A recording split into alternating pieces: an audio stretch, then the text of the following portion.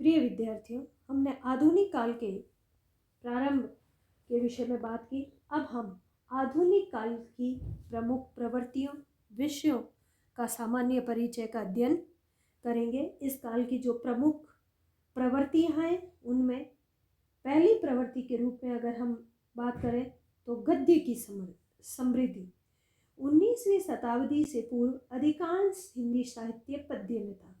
गद्य रचनाएं बहुत कम और अविकसित रूप में थी तथा प्रायः टीका, अनुवाद पट्टों परवानों तक मिलती थी। किंतु 19वीं शताब्दी में परिस्थितियों से जो मोड़ उत्पन्न हुए, नई परिस्थितियां उत्पन्न हुई, उसमें गद्य रचना के लिए व्यापक पृष्ठभूमि तैयार हुई, जिसमें छापे खाने की सुविधा, शिक्षा का प्रचार प्रसार, समाज सुधार, विभिन्न प्रकार के आंदोलन, पाश्चात्य जगत से संपर्क, औद्योगिकीकरण का प्रसार, इन सब ने गद्य के विकास में विशेष योगदान दिया। और बाद में समाज सेवा, देशभक्ति, राष्ट्रीय स्वाधीनता के निमित्त चलने वाले कार्यक्रमों की सफलता का श्रेय भी गद्य को ही मिला। दैनिक समाचार पत्र, साप्ताहिक, मासिक पत्र पत्रिकाओं से आदि के प्रचलन होने से भी गद्य की पर्याप्त प्रगति हुई। प्रारंभ में केवल समाज सुधार, धर्म प्रचार, लेख, पुराण तक सीमित था। धीरे धीरे गद्य के विविध रूप आए, जिनमें नाटक, कहानी, उपन्यास, निबंध, आलोचना, जीवनी, संस्मरण तथा रिपोर्टाज आदि के रूप में गद्य की विविध विधाओं का विकास हुआ। और लगभग 150 वर्षों के इस अवधि में गद्य की अभूतपूर्व समृद्धि हुई है। साहित्यिक भाषा के रूप में खड़ी बोली का उदय। आधुनिक काल से पूर्व 400 वर्ष तक काव्य रचना का माध्यम ब्रजभाषा रही। इसके साथ अवधी, राजस्थानी और कहीं कहीं पर स्फुट रूप से अन्य प्रादेशिक भाषाएं भी साहित्य में प्रयुक्त होती रही। इससे पहले हिंदी साहित्य की प्रारंभिक अवस्था में अपभ्रंश भाषाएं थी, लेकिन इस काल में खड़ी बोली का अस्तित्व है वो प्रसारित होने लगा।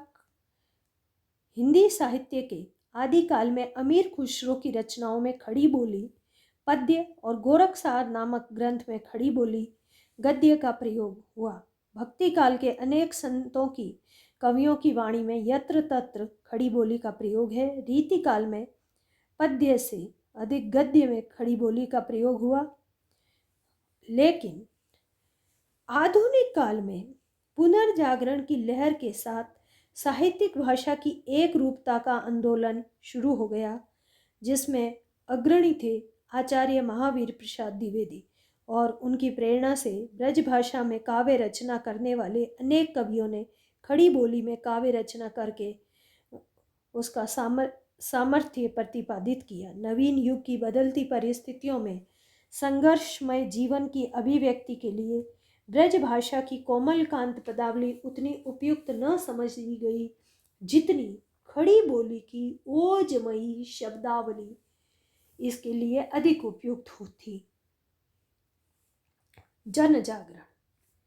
19वीं शताब्दी के उत्तरार्ध और 20वीं सदी के पूर्वार्ध में अंतर्राष्ट्रीय स्तर पर जो क्रांतिकारी घटनाएं हुई, उन्होंने भारतीय जनजीवन को झकझोर डाला। सामाजिक और राजनीतिक चेतना की एक ऐसी लहर आई जो उत्तरोत्तर बलवती होती गई। साहित्य के ये जन जागरण की भावना कई रूपों में प्रकट हुई।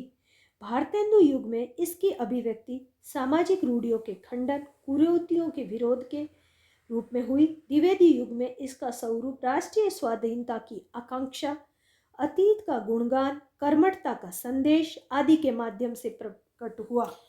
प्रसाद प्रेमचंद कालीन हिंदी साहित्य में जन जागृति की चेतना विविध रूपों में प्रकट हुई। साहित्यकार जीवन के प्रत्येक पहलू में युगानुकूल परिवर्तन पर बल देने लगे। कुछ समय बाद साहित्य में प्रचलित प्रगतिवादी आंदोलन के माध्यम से क्रांति की ये चेतना और अधिक उग्र हुई। कविता, गीत, कहानी, उपन्यास और निबंध आदि सभी साहित्यिक विधाओं में सदियों बाद अंगड़ाई लेते हुए भारतीय जन का स्फूर्तिमयी चित्रण दिखाई देने लगा। इस जागरण प्रवाह में यद्यपि सामाजिक, धार्मिक और आर्थिक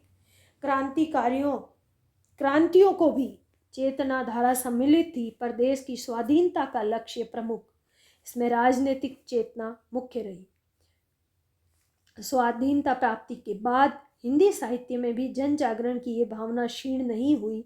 समय समय पर देश की सीमाओं पर आने वाले संकटों के अतिरिक्त आर्थिक और सामाजिक असमानताएं भी जनमानस को उद्वेलित करती रही। यथार्थ चित्रण। आधुनिक युग से पहले तीनों युगों में क्रमशः वीर, भक्ति और श्रृंगार की प्रमुखता रही, जिसमें जनजीवन के वास्तविक और व्यवहारिक कठिनाइयों के चित्रण का अवसर अधिक नहीं था। अधिकांश कवि या तो अतिरंजित कल्पनाओं के आकाश में विचरण करते रहे या इस लोक से परे अज्ञात लोक के दिव्य सुख का गान करते रहे। कबीर, नानक, तुलसी सरी के कतिपय जागरूक कवियों ने अपने युग की सजीव झांकी प्रस्तुत करने का प्रयास किया। आधुनिक काल के संघर्षमयी घात प्रतिघातों ने साहित्यकारों को विवश कर दिया कि वे अपने आसपास की परिस्थितियों को देखें तथा जनसाधारण को जिन राहों से होकर जीवन संग्राम की तरफ बढ़ना पड़ता है, उनका सही सही चित्रांकन अपनी रचनाओं में करें। यथार्थ चित्रण की यह प्रवृत्ति आधुनिक काल के प्रारंभ में ही दिखाई देती है। भारतेंदु और द्विवेदी युग में इसका स्वरूप अधिकांशतः अपने देश और समाज की चिंतनीय पतनावस्था के चित्रण तक सीमित रहा, किंतु कालांतर में व्यक्ति, परिवार, गांव, नगर, स्त्री, पुरुष, अर्थ, धर्म, राजनीति आदि सभी क्षेत्रों में साहित्यकार वास्तविकता के उद्घाटन को अपना दायित्व मान करके चले। अन्य प्रवृत्ति के रूप में मनोवैज्ञानिक दृष्टिकोण। यह आधुनिक काल की उल्लेखनीय प्रवृत्ति है। साहित्य को समाज का दर्पण कहा गया है, किंतु इसका अर्थ यह नहीं कि साहित्य केवल स्थूल घटनाओं का या प्रकृति या जगत के बाह्य परिवर्तनों का चित्रण करे। आवश्यक यह है कि प्रेम, घृणा, क्रोध, उत्साह आदि मूल मानवीय प्रवृत्तियों और मनुष्य के जीवन और स्वभाव में होने वाले परिवर्तनों का सही सजीव चित्रण भी साहित्य में करे। इसका अभिप्राय यह है कि समाज के बाह्य नियमों, सिद्धांतों और घटनाओं की अपेक्षा व्यक्ति के अंतर जगत का मनुष्य जीवन और समाज के विकास में महत्वपूर्ण स्थान है। अतः इस वस्तु स्थिति की ओर प्रमुख रूप से आधुनिक काल में ध्यान दिया गया। आधुनिक साहित्यकारों ने बाह्य और स्थूल घटनाओं के साथ साथ मानव मन के अंतर्द्वंद और रागात्मक संवेदनाओं का सूक्ष्म चित्रण अपने काव्य में, अपनी गद्य रचनाओं और विभिन्न प्रकार की रचनाओं में किया। प्रसाद के नाटक और उनका काव्य, लक्ष्मी नारायण मिश्र, भुवनेश्वर की एकांकियाँ, ईलाचंद्र जोशी, जैनेन्द्र और अज्ञेय के उपन्यास, पंत और भारती के काव्य रूपकों में मनोवैज्ञानिक चित्रण मिलता है। इसकी प्रमुख जो आधुनिक काल की जो सामान्य प्रवृत्ति है, उसमें प्रमुख एक प्रवृत्ति के रूप में है मानवतावाद। यद्यपि हिंदी साहित्य में मानव और मानवता के हित चिंतन का स्वर सदैव मुखरित रहा है, तथापि उसके विश्व मानव स्वरूप की झांकी विशेष रूप से आधुनिक काल के साहित्य में दृष्टिगोचर होती है।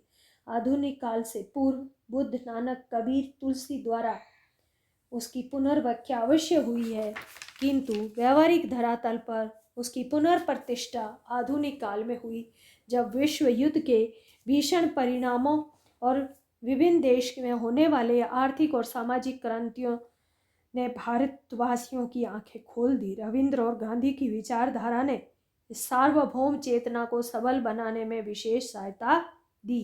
पाश्चात्य प्रभाव।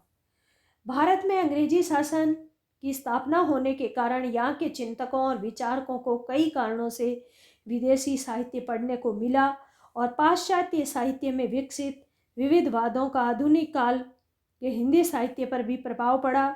गद्य और पद्य दोनों ही साहित्य में पाश्चात्य साहित्य का प्रभाव पड़ा और यहाँ के साहित्य में जो प्रतीकवाद, बिंब विधान, मुक्त छंद, गद्य गीत, रिपोर्टाज, डायरी आदि का प्रचलन और प्रयोग भी पाश्चात्य साहित्य के प्रभाव का ही परिचायक है। आधुनिक काल की अन्य विशेषताओं में विधा वैविध्य यानी विधा की विविधता आधुनिक काल की अंतिम उल्लेखनीय विशेषता है अनेक नवीन साहित्यिक विधाओं का जन्म और विकास।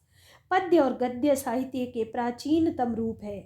पद्य के अंतर्गत प्रबंध, मुक्तक, गेय और गद्य के अंतर्गत कथा, आख्यान आदि भी परंपरागत रहे, किंतु आधुनिक काल में बहुत सारी नवीन विधाएं विकसित हुई, जैसे विविध प्रकार के गीत, गीति नाटक, गद्य काव्य, छंद मुक्त कविता, एकांकी, कहानी, काव्य रूपक, जीवनी, संस्मरण, डायरी, रेखा चित्र, रिपोर्टाज, निबंध, आलोचना और समीक्षा के विविध रूप हमारे समक्ष आए।